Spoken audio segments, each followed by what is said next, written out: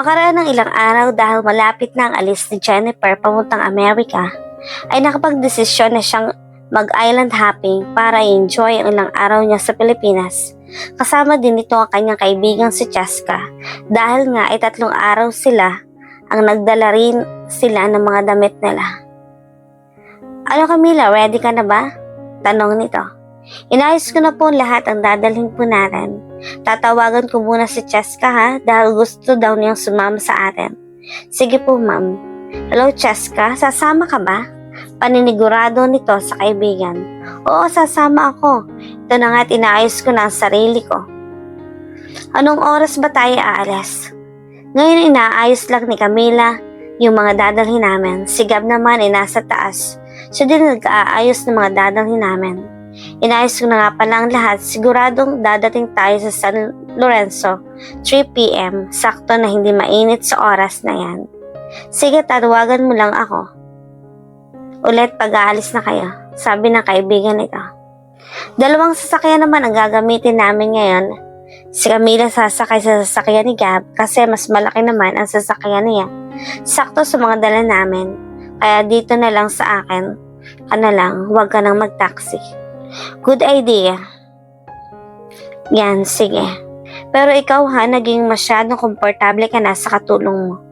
Ayun na naman tayo.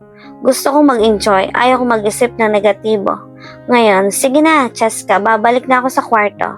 May aayusin pa ako. Concern lang naman ako. Sige, ikaw ang bahala. Alam mo, Cheska, alam kong concern ka. Ang sa akin lang ay hindi magandang mag-isip ng hindi maganda sa isang tao. Wala namang ginagawa. Sige na ha, tapusin mo na ang ginagawa mo at aalis na tayo mamaya. Ano babe, tapos na ba si Camila? Tanong ni Gab. Malapit na, siguro alis na tayo ng bandang 2 p.m. para tamang-tama pagdating natin sa San Lorenzo ay hindi masyadong mainit. Sagot nito. Sige babe, may point ka rin. Basta sa isasakay si Camila, tapos yung dadalhin natin sa sasakyan mo na rin dahil medyo kasya at ako dadaanan ko pa si Cheska. Kung ang sasakyan ko na lang kaya ang dalhin natin, malaki naman at tamang-tama tayo doon. Hindi tayo kasya doon. Okay, malapit pa lang, mag 2 p.m. Bababa na ang mga damit natin? Sige babe, tulungan mo na lang din si Camila. Ipasok ang mga iba pa nating gamit na dadalhin. Utos nito kay Gab. Bumaba na nga si Gab para ilagay sa sasakyan nila ang ibang dadalhin nila. Pagkatapos ay dumiretso na sa kusina. Habang busy pa si Jennifer sa itaas, binalaan naman ni Camila si Gab. Camila, tulungan na kita. Ani Gab, sandali lang, binabalaan kita Gab. Huwag ka sanang magkakamaling lumapit sa akin kung nandun na tayo sa pupuntahan natin. Kung dito walang nakakakita o nakakaalam sa ginagawa natin, baka hindi na tayo swertehan. May anak pa naman akong sinusupertahan. Sisipkapin kong umiwas, tutulungan na kita. Nailagay na nga nilang lahat ang dadalhin sa sasakyan. Eksaktong 2:00 na kaya napagdesisyonan na nilang umalis. Babe, tapos na ba lahat? Aalis na tayo. 2:00 na. Dadaanan ko pa sa Cheska. Oo, tapos na ang lahat. Mauna na lang kami ha. Okay babe. Naunang umalis si Jennifer at sumunod naman sila. Habang nasa sasakyan sila Gab at Camila, hindi mapigilan ni Gab na hindi kausapin si Camila. Hindi mo ba ako kakausapin? Hindi, sinagot ni Camila ang tanong nito. Natatakot ka ba Camila na malaman ni Jennifer kung anong meron tayo? Hindi, naawa ko kay Jennifer dahil mabait siyang tao. Kung hanapan kita ng bahay, huwag kang magtrabaho sa bahay ko. Ako ang bahala sa lahat. Anong gagawin mo akong kabit mo? Napahinto sandali si Gab sa pagmamaneho para hawakan ang kamay nito. Camila, hindi pa kami kasal, may panahon pa naman. Gab, wala akong planong sirain kung anong meron ka ngayon. Nandito ako para magtrabaho para sa anak ko. Saka, ito nagpaandar ulit nung makitang nakasunod na pala sa likod sila Jennifer. Teka Jennifer, di ba sasakyan niyo ni Gab? Bakit huminto sila? Hindi ko alam, baka may problema ang sasakyan. Bibili na nga sana kami ng bago. Ayan ka na naman Cheska, nag-iisip ka na naman ng hindi maganda. Kung sa bagay, ako siguro kung ganyang kaganda at kasexy ang katulong ko, hindi ko iiwan ang fiancé ko. Napakasilosa mo naman kung ganyan ka. Lagi, naku, iiwanan ka ng asawa mo. Basta, silosa kung silosa. Basta ayaw ko ng may kahati. Ano ka ba? Sige, magkakagusto sa isang katulong? Alam kong babaero siya, pero hindi yan papatol sa isang katulong.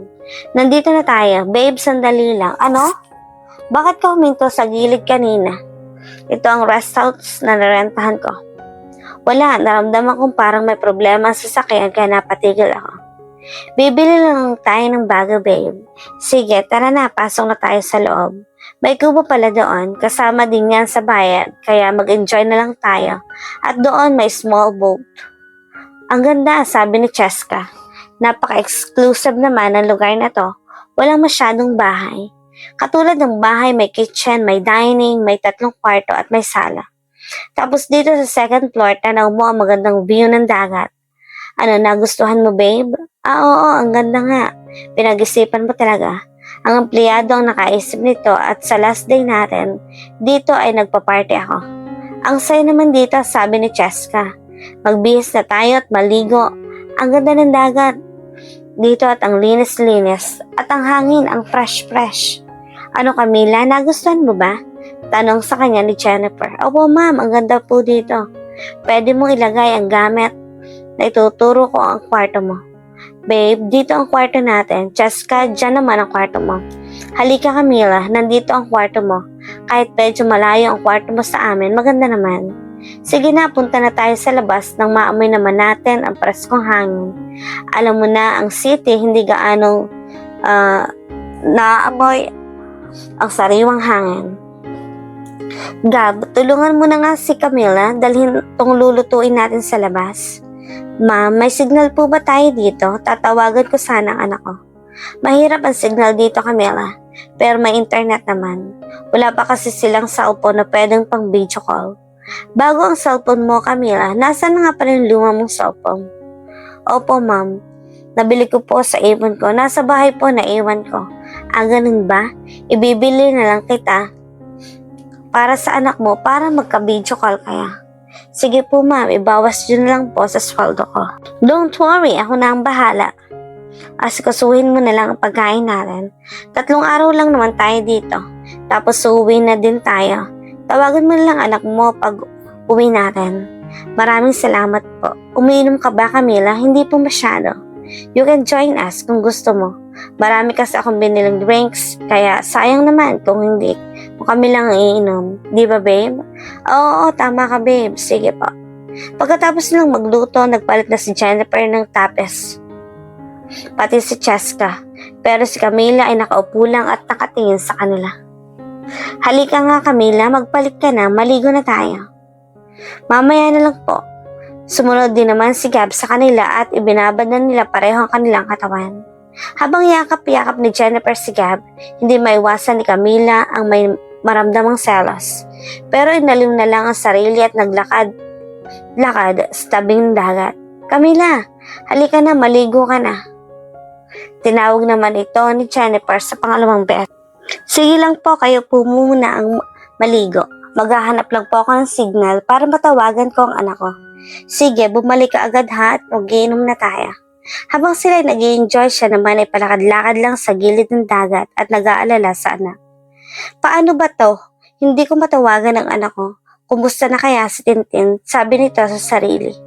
At dahil hindi talaga siya makahaligap ng signal ay bumalik na nga ito at nagsimula na silang mag-inuman. Nakahawak naman ang mga kamay ni Jennifer sa bisig ni Gab. Nandito na pala si Camila, halika, join us. Sabi ni Jennifer kaya napaupo na lang siya.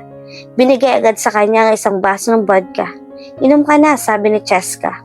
At uminom naman agad si Camila. Wala bang naliligaw sa'yo, Camila? Sa ganda mong yan? Tanong sa kanya ni Cheska. Wala pa po, focus pa po kasi ako sa anak ko. Sagot nito. Nga pala nakalagay sa biodata mo. Nasa kasino ka nagtatrabaho.